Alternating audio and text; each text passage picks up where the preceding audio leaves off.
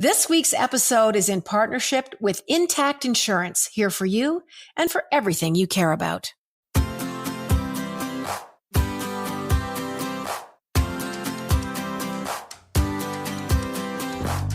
Well, hello, everyone.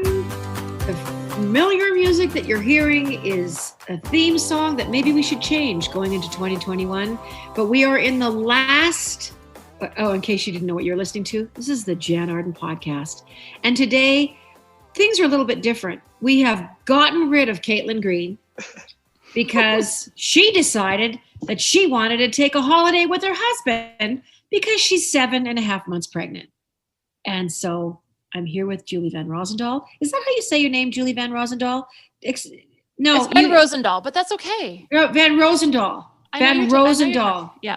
Julie Van Rosendaal. A rose and a doll. A rose and a doll. Thank you very much. Adam Karsh is in his basement in Toronto. Julie is in your home. What part of Calgary are you in? Ramsey. I was going to say Rundle, but Rundle isn't even a thing in Calgary, is it? No, I think it is. Rundle, there's a Rundle C train station. I feel like we might get kicked out of Calgary for not knowing this. No, I think Rundle is a place. Van Rosendaal and Jann Arden were kicked out of Calgary. Rosendaal. I'm never going to forget that now. Rosendaal. Do you say that to people all the time? Rosendaal. No, I don't. However you want to say my name, I don't correct them. You know, unless you say July. I get July Van Rosendaal. I get what? July?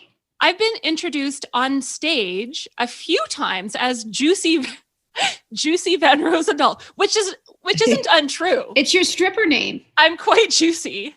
If I ever was to be a stripper, it would be, now that I'm 50. Do you remember 50. Molly Shannon? Yeah. Doing her stripper, what was her character's name? Now I forget, on Saturday Night Live. I'm 50. Sally O'Malley. I'm 50. Now I can be a stripper. It's never too late. Listen, when you hit 50, if that is not a call to do whatever it is that you friggin' want to do, then I don't know what is. Because you know me, getting older is a privilege. It's a wonder. It's something that a lot of people are denied. And it's so empowering. You have all this experience in which to draw from. Women in particular. Sorry, Adam, we're going to go down. We're going to talk about women for a little while, but women in particular, fine. Well, you have 2 daughters and a wife, so you need to hear this. I'm surrounded by women, yes. Yeah. Women in particular feel, for whatever reason, as they get older, they feel more and more marginalized,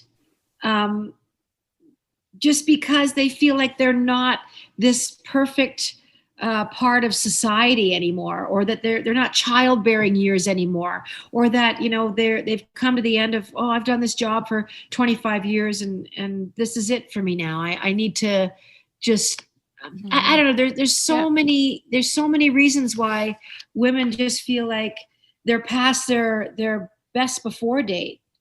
Well, and youth and beauty are so valued in women, right? Well, and I just think you get more beautiful as you get older. Absolutely. I think we grow into ourselves. When a person becomes more accepting of themselves, when they start going, hey, this is me, no apologies.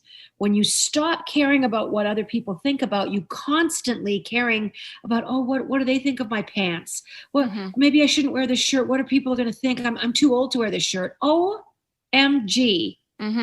Yeah. It is ridiculous. I've wasted a lot of my years thinking that way, worrying about what other people think. But don't you feel like from 40 to 50, July, Juicy. July, Juicy, Juicy Van, Juicy Van, don't you feel like from 40 to 50 was just, and Adam, you can jump in on this too, but 40 to 50, those are big years for claiming oneself, I think. And then 50 to 60, man, it just ramps up even more, because I'm going to be 59 in March. Yeah. I like it here. It's great. You nailed it. You're right. That's exactly what it feels like. And I feel like 50 was easier than 40. I realize now that all the grown-up things that I thought I would have figured out by now, I'm probably not going to. So, oh well, I might as well just enjoy myself, and do the things that partly the pandemic has really sort of brought into focus what's most important. You get stingier with your time, right? And the people that you spend your time on over the course of your life, I feel like you sort of, cull your friends a little bit, figure out the people who you really want to spend time with. And you're not so concerned with a large friend group as like a quality friend group. When you're younger. That's absolutely it. When we are younger, we feel like we need to go to the bathroom in a pack. We need, who wants to pee? Okay, I need 9 my girlfriends to go with me. Let's go. Yeah. I don't know if men aren't like that, Adam. I know men do not need groups to go and urinate. They can do it. You guys can do it on your own. I can go to the bathroom all by myself. I do not need to drag the boys with me. Well, the thing of it is, you do catch yourself in those moments, Julie, when you're like, why have I been so concerned about what other people think about my life and what I do? If you leave a room, after having spent time with someone, like a friend, a colleague, if you leave that room feeling anything other than uplifted, encouraged, cheered on, nourished, supported, I'm telling you right now, folks, that is not a friend. If you leave any situation feeling diminished, marginalized, set aside, brushed off, get away from them. And I know I can just hear a lot of people going, what if it's your sister? Yeah. Well, then you're stuck. What if it's your mother? And I understand that family we are really stuck with, but you still can have boundaries. This is the time of boundaries. I agree. And I think we get better as we age. We get better at seeing that. I think of some of the friends that I used to hang out with, and I just didn't see at the time that they weren't great for me. But it's interesting how we always encourage people to get out of bad romantic relationships. If you have a romantic partner and it's not a good fit, you're encouraged to end that. But we're encouraged to stick with our friends forever. No matter what. You don't abandon your friends. Well, your friends are equally as important as your any kind of intimate relationship. Just because you're naked with one individual, that's your relationship, the person that you're sleeping with and intimate with, and that does not make that relationship, I think, more important than your key friendships that you have going through your life. I mean, I don't know about you, but I've had friends since I was 10 years old. Oh, that same. I'm still friends with today. But it's the breakup, right? Oh, it's terrible breaking up. But it's not, but the friend breakup, Yeah, right? There's the romantic Let's breakup, talk about but the friend breakup is difficult because we're sort of expected to stick with your friends till the end, right? But you grow apart, you become different people, you realize you're not as good a fit as maybe you once were. But it's harder, I think. Was this what you planned to talk about today? No, I mean, I have lots of things in the queue, but I mean, I think it's important. And this time of year, and we've talked about this on the show, I think last week or the week before we talked about, okay, this is the date. This is as late as you can go for breakups at Christmas time. And I think it was like the first week of December, that's the cutoff to break up in a relationship. In a friendship, though, and you're right, Julie, it does get exceedingly more complicated to sever a friendship. And I would always say to people, maybe it's time for a break, just like a separation in a marriage or in a long-term intimate relationship. Sometimes taking a break and for people just to stand back, time is a wise healer. And, even to take a break and even to say to a friend you've known for 25 years, you know what, I just need to take a break. And to be able to say those things, because I'll tell you what you can't do and you shouldn't do is the silent treatment. People are not mind readers. You don't want to leave someone going, I have no idea what I did. I saw her, she hardly spoke to me, and I just don't know what I did. I don't want to be on either side of that. I want to always let people know, this is what you did. This is why this hurt me. And I would appreciate that from you, Julie, if I I don't know what I could possibly do to you. I can't imagine ever being mean to you. But you know what I mean? Don't let people leave them hanging, but explain what it is and move on. Is something going on in your life that I need to know about, Julie? Is something going on because you kind of brought this up? You led us down this road. I was going to talk about how to make a candy cane, but oh no. Make a candy cane. That's an interesting. Oh no, I've got her thinking about it. You planted the seed, but yeah, no, you're right. I mean, it's hard, trying to navigate that conversation without being hurtful. No one likes to hear that, I'm just not that into you. It's tricky. Well, as you get older, you do realize, my dad used to say to me growing up, and I never understood that. If you've got one friend, you're fortunate. If you've got two friends, you're a fool. And I used to, when you're 8, when you're 8, and what he meant, and I'm positive that it must have been an old adage that perhaps his dad shared with him or his mother. And I think for me now, the sentiment behind it was to have one good friend in your life is a treasure. Like really someone who knows you. To be known is a very special thing as a human being, to have someone who knows you and that you open yourself up to and share your life with. And sometimes to have two, I think was like, well, you're foolish to think you can.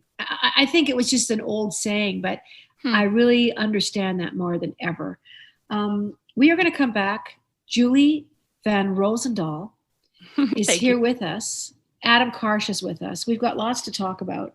Opening plane doors is something I want to talk about when we come back. It's a kind of a funny, cute story. Maybe you guys can help me out and explain why people open plane doors. You're listening to the Jann Arden Show and podcast. We'll be right back. Driving during our Canadian winters means being ready for anything, and that requires planning ahead. In my case, once I've secured my most precious cargo, aka my dog, and an ample selection of beverages and snacks, I make sure I've tucked away stuff like flashlights, warm blankets, and a first aid kit. You know who also likes to be prepared? The good people over at Intact Insurance. Their blog, which you can check out at intact.ca/advice, is filled with tons of useful tips and information and articles to help you and your car get ready for cold weather. Welcome back to the Jann Arden podcast and show. I'm here with the beautiful, talented, extraordinary, generous, and compassionate foodie, mother, sister, daughter, friend, Julie Van Rosendaal. Adam Karsh, who's also a freaking lovely human being. I'm so lucky to be able to spend my time once a week talking to great people. And I think we've all realized that this has been so important these last 8 or 9 or 10 months, to be vulnerable, to ask for help, which I'm terrible at. I mean, I need to be like laying flat in the ditch with no pants on with, a bleeding skull before I'm like, I think I might need help now. I'm just terrible at it. So thanks for being with us today. And Julie, thank you so much for coming and hanging out. We're going to be hearing from you quite a bit here in the next few months. Yeah, Caitlin decided to have sex and have a baby. Make a person. Yeah. Brag. Here's a funny little story. I don't know if it's funny, tragic, or whatever. I can kind of relate to it because my grandmother, my mom's mom, once pulled the lever on a large jet plane and the door didn't pop open. She didn't go that far, but they had to it was probably a 45-minute delay for them to go. But my grandmother had Alzheimer's and it said pull. So why we were in the frickin' exit row is beyond me. But anyhow, so 2 passengers aboard a Delta flight very recently, like in the last couple of days, they were flying to Atlanta. They just opened the cabin door and they actually activated the slide. Surely you can't be serious. I am serious. And don't call me Shirley. So I have been on so many flights in my life. I'm trying to imagine sitting there, even in these troubled times, you'd already be nervous about flying. So they activated it. The friggin' slide came doing, it inflates while taxiing to a runway at New York's LaGuardia Airport. So they were going to go from New York to Atlanta. Anyway, they deplaned down the slide with a large service dog to add more color to this story. A large service dog. See, this is why we're having such a hard time getting our frickin' service dogs on planes anymore, because they look at us going, oh, yeah, they're going to pull the slide open and they're going to slide down. So after they exited the plane, the aircraft returned to the gate. I don't know if, you detach the slide or what, but all these people are sitting there. They were able to get it all together and fly to Atlanta eventually, but come on. Wow. And the story does not say why. Maybe they don't know. At least it was on the ground. At least it was on the ground. Oh my God. Can you imagine? Right? If it was But in the they air? were taxiing. That's They were crazy. The two passengers who opened the couple that opened the emergency exit door and slid out have been arrested. Oh, really? Uh-huh. And it didn't say anything about the dog. So does anyone know anything else about this story? Because I am so intrigued. I haven't heard. No, this is the first I've heard of it.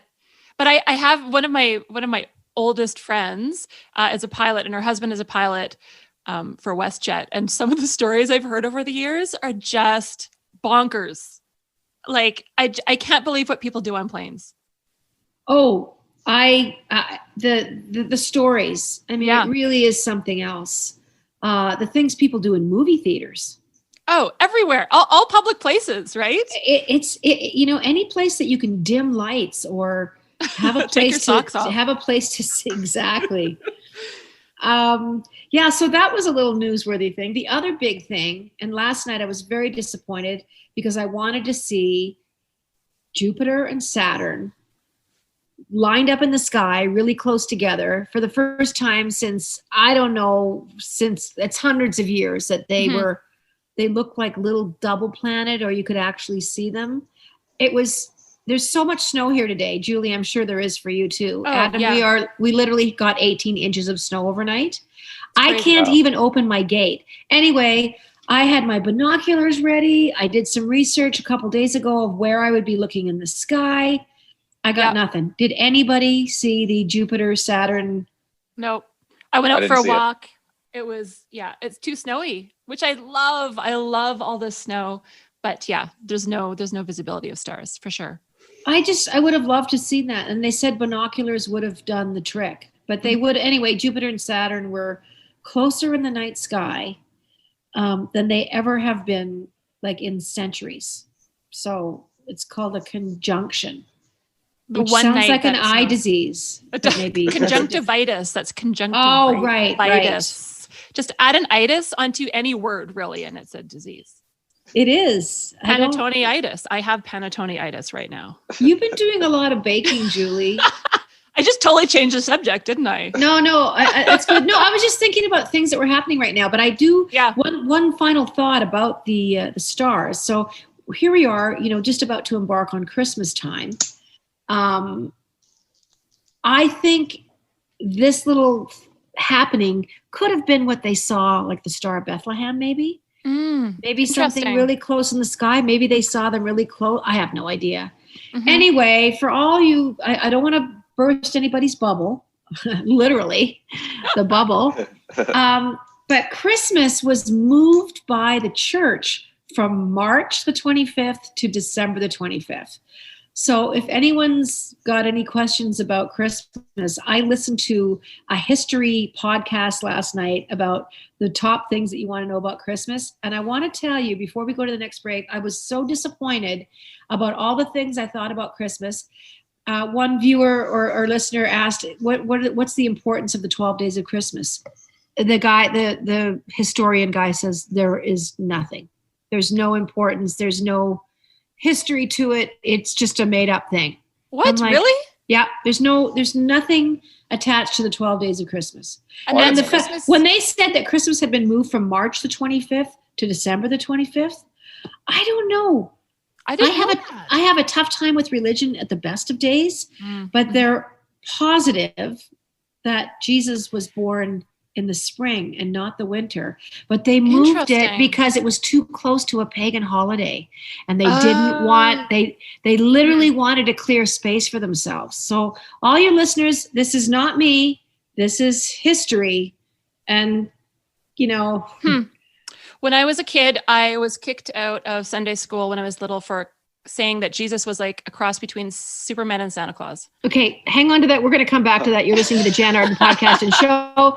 Julie's going to explain more when we come back. Driving during our Canadian winters means being ready for anything, and that requires planning ahead. In my case, once I've secured my most precious cargo, aka my dog, and an ample selection of beverages and snacks, I make sure I've tucked away stuff like flashlights, warm blankets, and a first aid kit. You know who also likes to be prepared? The good people over at Intact Insurance. Their blog, which you can check out at intact.ca/advice, is filled with tons of useful tips and information and articles to help you and your car get ready for cold weather.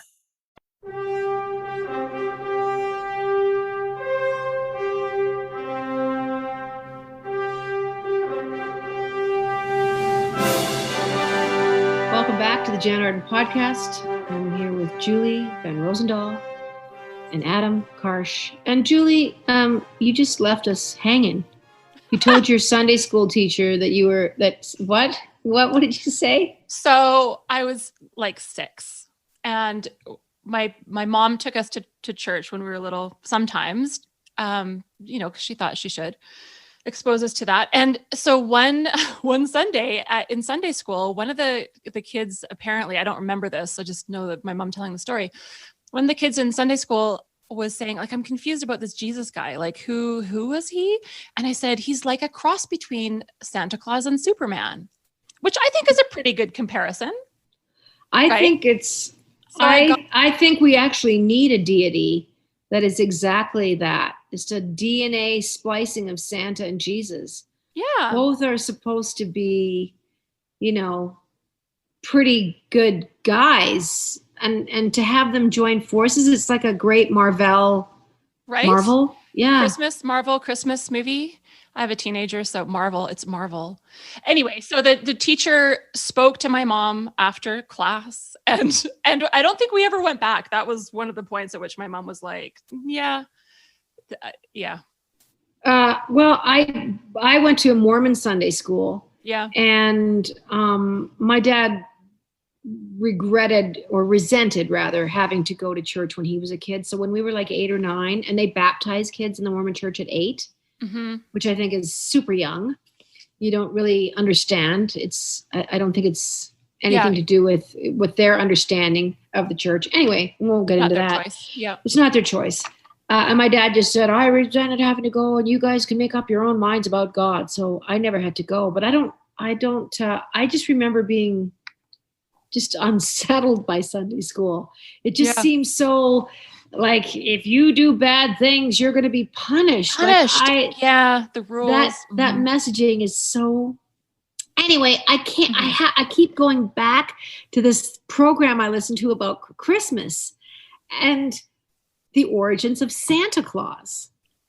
So there was this whole thing. I mean, Santa Claus is definitely an American invention. Like Santa Claus, absolutely. The United States of America can lay claim to that version of him, the guy that brings presents. But the flying through the sky thing, that happened, several hundred years ago. But there was a thing in Germany where kids, once again, the religious part of it, were scared to death. That whole naughty and nice thing. If they were really nice, Santa Claus or something. It was like a different Santa Claus. They got a gift from him, but then there was like a witchy version. If you were bad, you got hit. Krampus? Was it Krampus? No, I don't think so. Is that a thing? But it was some kind of, I think that's a movie, but it was some kind of a witch. So kids, the naughty and nice thing that's sort of been carried over for the last 300 years. Can you imagine being a child and if you're really not a good kid, there's a witch fly into the Gonna house come. and crack you over the head. Never mind the Book of Lifesavers. You can kiss that goodbye. Yeah, forget it. No Toblerone for you. Well, and the image of Santa Claus in the red and white suit, that was the Coca-Cola company, right? Is this right? I Yeah. think so. I think so. I think it sort of morphed from one image to another, but I think that Coke kind of grabbed on, and I feel like Caitlin would know all this. Where's Caitlin?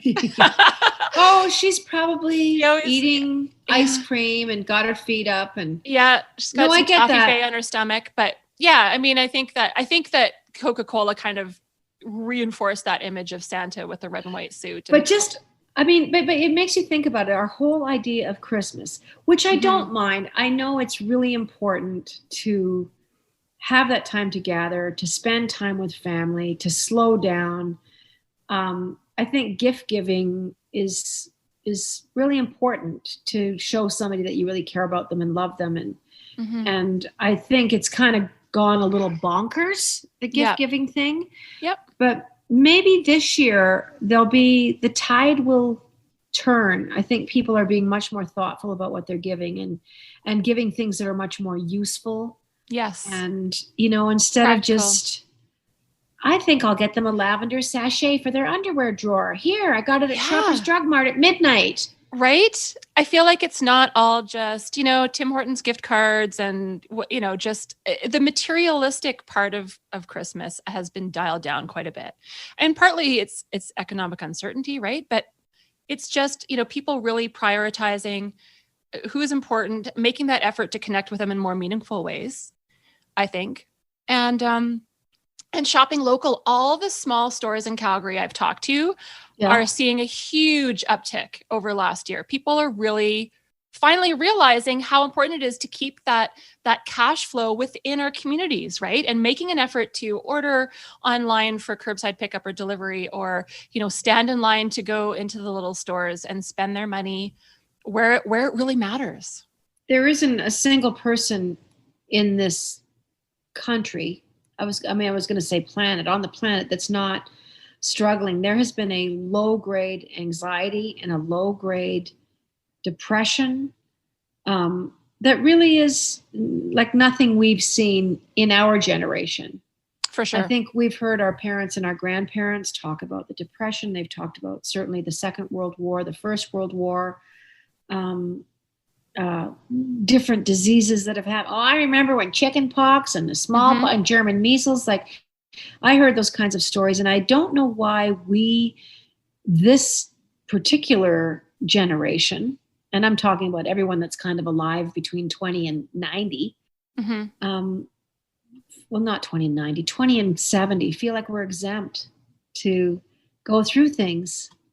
We're a little bit spoiled. Why not us? We're spoiled brats. I was talking to my hair highlightist, who is Speaking of spoiled, exactly, over the summer, and she grew up in Poland, and she was saying when we were growing up, we would wait in line at the grocery store for 2 hours, and when we got in there was like tea and potatoes, right? Like, and we are so used to all these conveniences and not having to wait in line or people who feel like they're oppressed by having to wear a mask. Like, really? That's your idea of oppression? Let's not even get on to that, because but really, we're just, a lot of us have not experienced anything remotely like this in our lives, but a lot of people have. And so I think it's a really good wake-up call. Oh my gosh. You talk to any new citizens, any new immigrants that have come to Canada, their backgrounds and why people don't want to leave their homes. This is what people really need to understand about immigration and new Canadians, people that seek a better life. Yeah. They don't want to leave their home. They don't want to leave their house or the land that they've had or their little garden, or they leave usually running in the dead of night, carrying a kid on each hip, sick, elderly people. Like the vision that people always have, oh yeah, they come here because they want all our stuff. And anyway, I won't even get into that, but just how people perceive, like what you're talking about, your friend from Poland, you come, boy, if you could stay home, you would. Yeah. And that's not how it works. Yeah, exactly. And we have so much space, even I can't imagine living in a place that's really high population density, where you're in towers and you have to take an elevator to get down and go outside. We sort of take for granted that we have all this room. There are people in war-torn countries dealing with political unrest and, other huge situations on top of COVID. Oh, I think of that all the time. I think of war-torn countries that are dealing with that, dealing with starvation and all these things, and COVID. Yeah. It just exacerbates everything. When we come back, I have a really, really good news story to tell you guys. It's an update, and you got to stick around for this because it's just a great story. So when you come back, get ready, get your tissues out, because this made me cry too. You're listening to the Jann Arden podcast and show with Julie and Adam. Welcome back. Jann Arden podcast, Julie and Adam. What a strange world we live in. And what a year. Julie made a very quick mention. I know you probably didn't mean to, but of anti-maskers. I knew it was in there. The anti-maskers. Yeah. Slipped out. Anyway, so a couple weeks ago, was it last week or the week before? I think it was 2 weeks ago. It doesn't even matter. Shut me up now, because the timelines are so blurred in my mind. I don't know. I honest to God, I never know what day of the week it is anymore. And I'm not exaggerating. Like I agree. I thought it was Tuesday for the longest time, and it was like a Friday. Like I'm having trouble with it, and it makes me feel like I'm getting Alzheimer's. I'm very worried about myself. Anyhow, it's just the pandemic. A couple of weeks it's ago. Not you. Yes. No, it is. It's not me, although it could. Maybe it's a little bit me. you. Okay. It's so me my too, friend, it is. My friend Lisa was walking down the streets of Calgary, 17th Avenue, doing a few errands, as you do before Christmas. And the anti-masker rally had just gotten out. Long story short, guy came up to her, assaulted her, ripped a big chunk of her hair out of her head, took her mask off, scratched her face. And Lisa was really upset because what had happened that Saturday afternoon was that nobody helped her. Nobody asked her if she was okay. Nobody stopped. And Lisa is the most generous, kind person. I don't know what the circumstances were, but nobody paused for a moment to ask her how she was. And she said that was worse than anything else. Fast forward, I do something called cameo videos. And I've done thousands of them. I really have. I've done thousands of them. They're for your birthdays. All the proceeds go to animal welfare. So it's a really cool thing. And I've raised about almost $130,000 now for animal welfare doing cameo videos. They're 2-3 minutes long. Anyway, 2 days after Lisa's assault, I received 2 requests that came through. And they have people that request from me don't have a lot of space to tell me what they need. I think it's like 160 characters, which, as you know, is not a lot of things to explain. But this woman said, please read both of these. Don't have room. She's doing as many abbreviations as she can. I don't even know if it was a she, actually. I'm making an assumption. She said, listen to your podcast about your friend Lisa. I want you to know that I care, and I'm sorry that she didn't have someone that cared for her that day. She goes, I'm booking 2 cameos. She goes, you can speak to me or do whatever you want, or you can just say 2 words. I'll pay the fees for both of them for the animals. And plus I'm going to tip you $100 US so that you can buy your friend Lisa some flowers. Oh, and so I had no idea. Lisa is one of the people in my pod. Because I live alone, I can have 2 people. So my friend Lisa comes, my friend Bev comes, because I live in a remote area. So it's really great to see them once in a while. When Lisa came over, I asked her how she was doing. It had been like, a week later at this point or whatever. And I just said, Lisa, I've got something to tell you. And so I told her, I explained the whole story about these cameos and this request that this person had made. And Lisa just burst out crying, which made me cry because she couldn't believe it. That someone had taken the time to go, I don't know why people didn't stop. Everyone's scared. Everyone's scared. I hope you can find forgiveness. But what a cool thing, hey? What a neat. So sweet. People amaze me. They are so generous and kind. I hadn't heard this story. I'm so upset to hear that this happened to her. I got into it a little bit with some anti-maskers a few weeks ago, but wasn't anywhere near that bad. Well, he had assaulted 2 or 3 other people that day. They've actually caught him and they've arrested him. Good. So that's the update on that story. When you're going to go attacking people, keep this in mind, folks, that there's something called CCTV. And if you live in a city, you are caught on camera, they say between 50 and 75 times a day. Yeah. Whether that's standing in front of your ATM, walking in or out of a store, going down a street, every street corner, they have cameras everywhere and they're accessible. So when they knew Lisa's location and they caught the guy. Well, also don't attack people, right? I had a similar situation last week. I was driving down 37th and a gentleman was walking across the street, slipped on the ice, hit his face really hard, trying to get up, kept slipping, kept falling. There were people at the bus stop. There were people in their cars. Nobody was stopping. So of course I pulled over and put my mask on and got out to help him up. Another young woman came over. So the two of us were helping him up. But I think people are scared because of COVID. But seriously, that should not, don't put a mask on your empathy. No. Anyway, so we helped him over to sit down, sorted out whether he needed an ambulance. But I think people were not knowing what to do and afraid because of the pandemic. And so I'm so sorry to hear about Lisa. I'm going to send her a text as soon as we wrap up. I think there is a lot going on.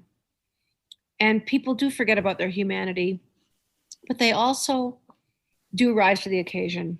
Yeah. And I've seen more good and more acts of kindness and chivalry and heroism and community spirit than I've ever seen in my life. So I'll tell you, we aren't going to succumb to people that are making all their decisions based on fear.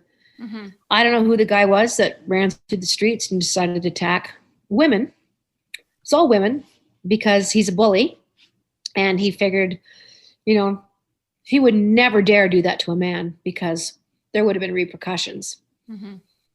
But, I just, meeting people like you, Julie, and watching what you've done for food security in the city, cheering people on. I mean, the stuff that you've done, and I've talked about this before, but it is so inspiring, and you've inspired hundreds, if not thousands of people to, leave bag lunches on tables and, come by. You don't even have to have a kid in school if you want a lunch.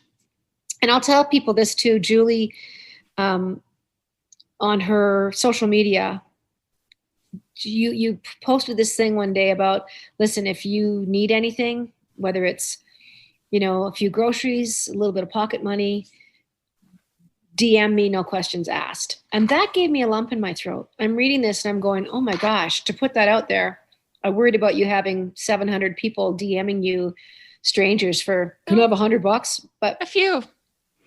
But it's you got to look out for the people around you. And like you said earlier, it's hard to ask for help. Yeah. But it's not hard to ask people if they need help. And I had a few people message me and, explain that, this is happening with work and that's happening. And I'm home with a baby and I just need a couple cookie sheets or whatever. And you don't need to explain. You don't need to just justify. How much money you have has nothing to do with how good a person you are. No. Right. And philanthropy and being helpful and doing good things is so much more about your time and giving of your time and listening and just being available, I think, more than anything. Yeah. Yeah. I agree. Say what you will about the police. There's an RCMP fellow that patrols my road. His name is Nathan. And this is just his beat. And when he's working, he comes down my rural road, maybe, once a day, sometimes twice a day if he's got the time. It's a mile long. It's a gravel road. He's just driving to see. There's a lot of, break-ins out here. Anyway, he came in one day this was like 3 weeks ago, just to pick up a bag of groceries for the food bank. I think it was out in Cochrane. And I put together a bunch of stuff, and he came in and he picked it up. The RCMP said that they had literally filled like 10 trucks in a couple of days with groceries, and they drove around to their constituents and picked stuff up. Anyway, long story, way longer than it needs to be. When I looked out after he'd gone, he had shoveled all my walks. Oh, I think I remember hearing. That's so awesome. He'd shoveled all my. This is the second time he's done that, Julie. Oh. So the first time I talked about this was last year. Oh, I looked over there and I'm like, oh my God, my walks are shoveled again, and my driveway. The little things are the big things. Well, it just makes me feel like, he goes, oh, you can call me anytime. I'll come over and shovel or whatever you need. That's so great. I as much as we tell these stories about, Lisa's unfortunate situation, there are so many good people out there. And Lisa said someone did phone the ambulance, right? They did phone the police. They might have been across the street at a cafe and kind of afraid to do something directly, but they did call. But anyway, folks, when you do see stuff, don't be afraid. Like, help people, help them get up. Or I think sometimes it's registering what's happening takes a minute, right? Like, am I actually seeing that? Are they shooting a movie? Like, I think it takes a minute for people to sort of assess. Is this a movie? Is she a stunt person? Is she? Oh my God, that looked real. That almost happened to me in Vancouver. I stumbled upon Christian Slater was shooting a movie in front of the museum. Yeah. And I thought there was like an actual shootout. And anyway, it was a movie, but I think it takes a minute to process. Yeah. Right. But do it. Don't be afraid. Like, but even this, Julie, to be able to say, hey, are you okay? Exactly. It never hurts to ask, and it's easy to ask. I love that. What did you say? It's not always easy to ask for help, but it's easy to say, do you need help? It's hard for people to ask for help, but it's easy to ask if anyone needs help. Do you need help? For me to say, does anyone need help? I don't know what people's circumstances are. Yeah. And you never know, because we don't talk about it. We don't, we're not out there saying like, by the way, I'm broke and I'm dealing with addiction, or I'm dealing with, we just don't know what people are dealing with. So it's easy to ask, are you okay? Do you need anything? And, not making it a big thing, just like, I'm here for you. That's even saying. And we all need help at some point. Doesn't matter who you are. Doesn't matter what your station is in life. Yep. This is not a solitary adventure. That's it. Is that it, Adam? That is it. Oh my gosh. Anyway, I hope you guys all had a good Christmas. It's Boxing Day. I hope you have your boxes out. I have my boxing shorts on. Boxing things. And I'm very grateful for everything that I have. I hope you guys had a beautiful day with your kids. I forgot to have kids, damn it. But anyway, thanks for being with us, Julie. Thank you on this snowy day. Adam, as always, I'll let you get back to eating stuff. And I might drive by Julie's house and get one of her panettones or Panetonitis. Panetonitis. I had a panettone removed from my inner thigh a couple years ago. Anyway, you have been listening to the Jann Arden podcast and show. Happy New Year. I won't talk to you guys until after January the 1st. So be good to yourselves and don't be afraid to ask for help. And we'll talk to you soon. Toodly-doo.